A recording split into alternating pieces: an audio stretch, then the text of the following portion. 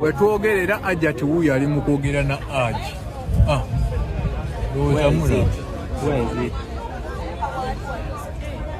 Hajjati ali mu kwogera na Hajji. Uli wali ku gundi wa custody.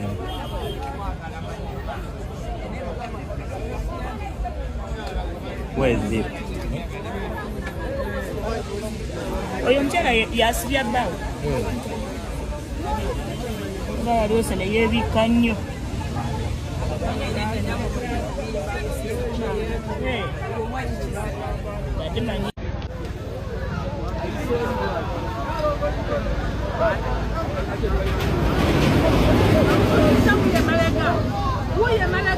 Wuli mwalimu wote kwa mahali.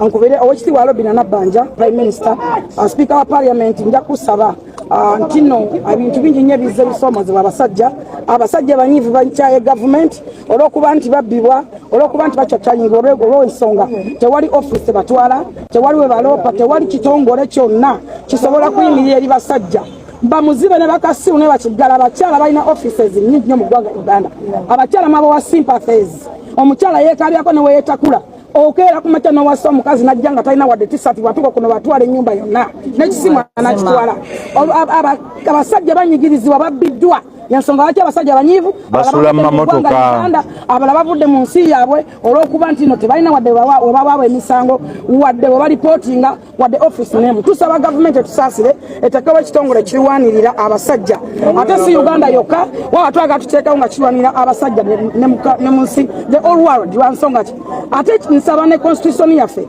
bwe baba nga basobola okukwatamu ne constitution basobola ogikwatamu lwansonga ki tuve ku nkola ya Europe. This is Africa. And Africa, this is Uganda. Lwaki tubeera ku mateeka aganyigiriza abantu abamu olw'okuba ntuli ku nkola ya Europe. Tulina okukola amateeka agayamba abantu baffe agabajja mu bulabe. Abasajja abamu bapira ba family, abasajja abamu babitiibwa, abalala batya okuswazibwa n'okuswala. Yensonga lwaki banyigirizibwa ne babbibwa ebintu byabwe. Abakazi abasinga bazadde abaana tebafudde buvunaanyizibwa bwabwe ku bulabirira abaana baabwe babafuula business.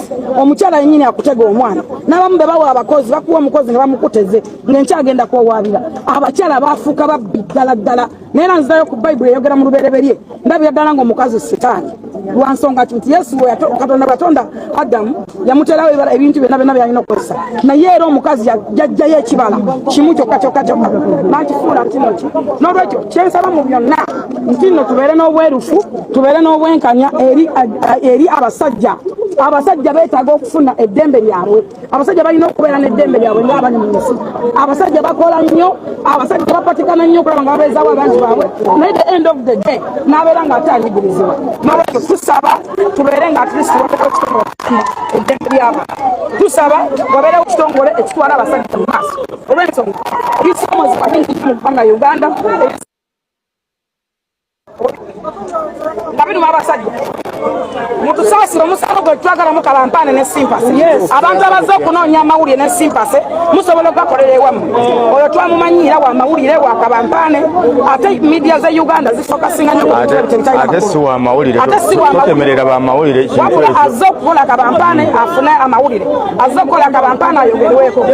So n'olwekyo twakowa kalampane tetwakowa kalampane this time tuli serious but tuli mu kalampane bannamawulire amawulire mbasaba okufokasinga ku kintu kino abasajja mu musingo nyigirizibwa abantu abanoonya amawulire ne gabampaane si betwazeemu si betwagiridde Allahu Akbar Allahu Akbar sinamakumalayo ssemateeka w'eggwanga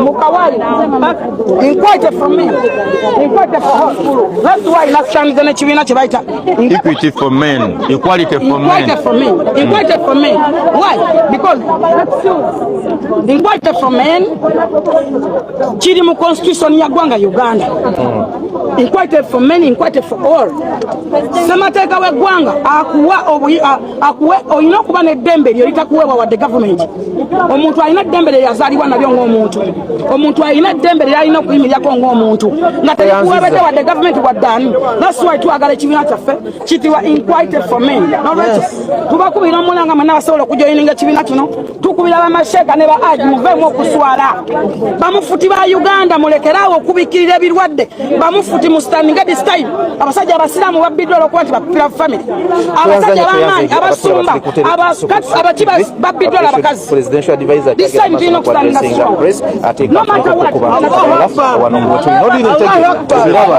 okuvugiriza Hajji newankubadde olwaleero nga bwe twabategeeza terubadde lunaku lwakweyimirirwa oludda oluwaabi luze ne lugamba nti obujulizi terunaba kuŋŋaanya bumala naye ne lusaba nti balwongereyo paka ng'ennaku z'omwezi 13 mu Novemba mu mwezi ogw'okuminaogumu gukomewo nga gukuŋŋaanyiza obujulizi naffe bwe tutyo ne tusaba kooti nti kyeyoleka kaati nti bwe baatuusire okuleeta omusibe bandibadde n'obujulizi baabukuŋŋaanya dda naye nga bwe bagambye nti of course okwogera ku rights z'omwami ono oba eza Hajji ali kiteeka okubeera era ne mu kooti enkulu kubanga yevunaanyizibwa ku nsonga zino ate nga naffe ekyo era tukikakasa naye omulamuzi ategeezezza oludda luli lwanguye okuŋŋaanya obujulizi bwabwe era naffe tubawagaabwe nti nga bwe tugambye nti singa mwali mukimanyi nti muyina obujulizi bwonna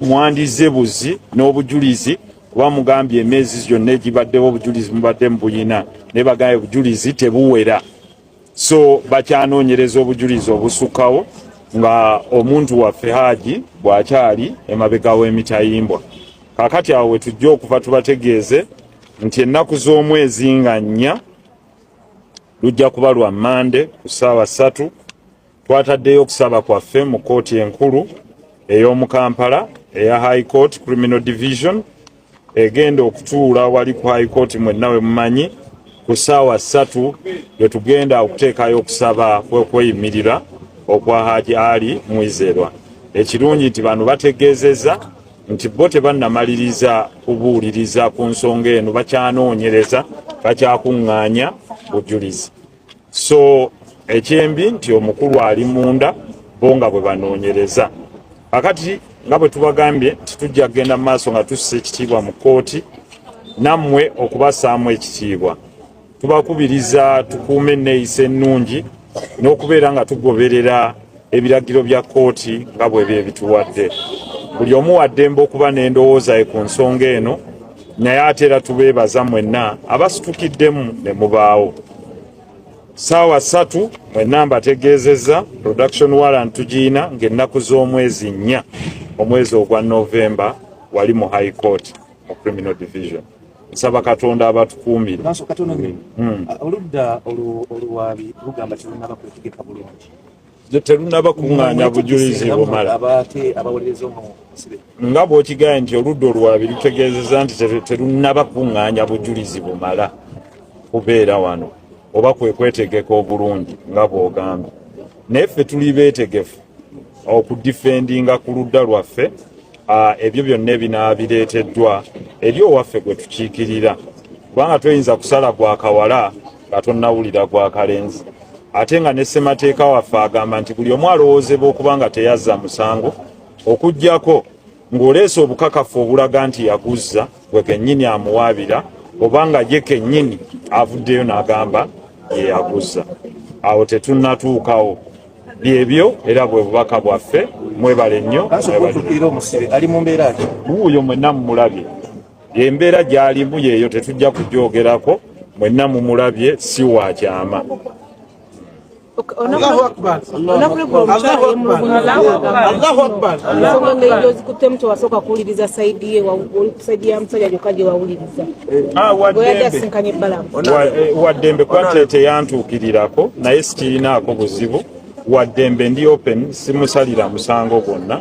Naye waddembe okuntuukirira bw'anaaba akyagadde naye nanyinyonnyola ensonga ye sikirinaako buzibu kubanga ffe tetumukyawanga muntu.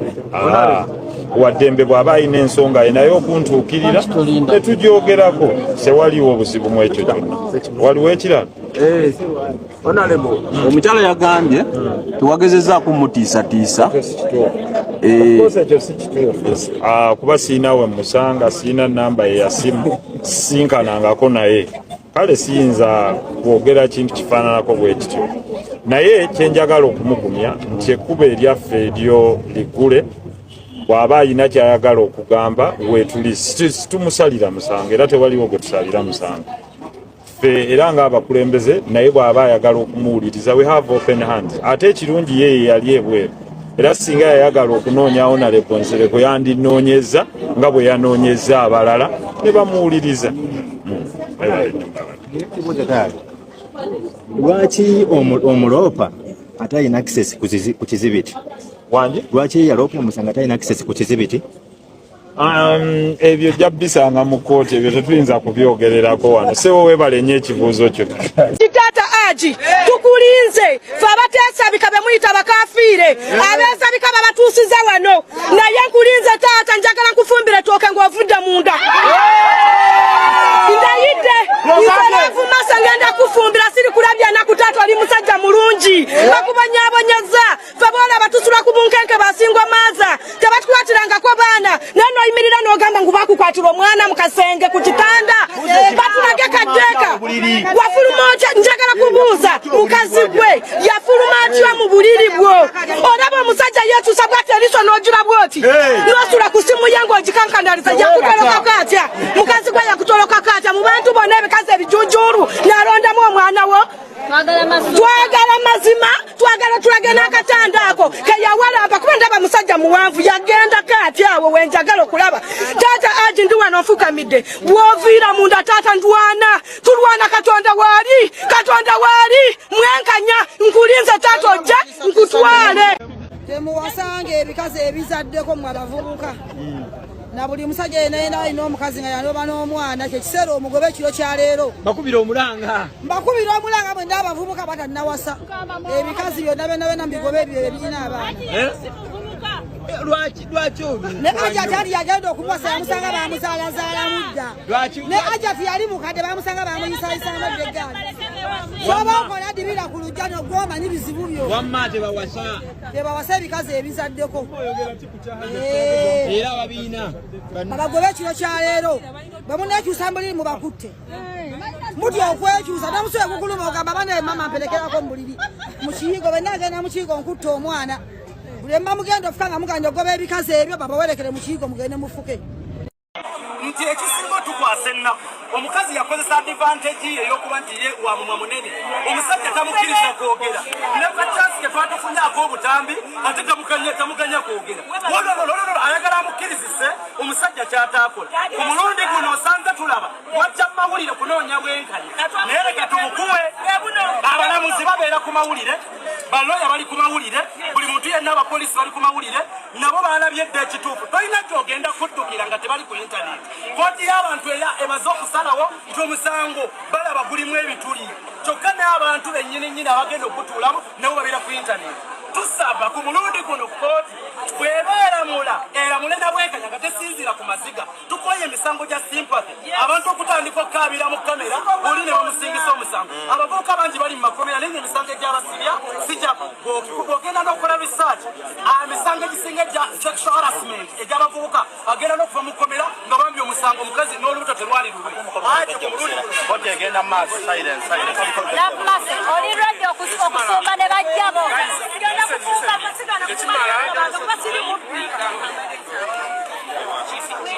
Okay, embeera gy'osobola okuba nga ate olaba egenda ssaawa zino ku kooti. Ttiimu Hajjati weebali ne ttiimu Hajji weebali era buli omu ayogera. Talina ttiimu ali yekka ne kaboneka. Wasaba tolimba bantu. Hajjati ali yekka ne kaboneka. Kooti ekutta omuliro.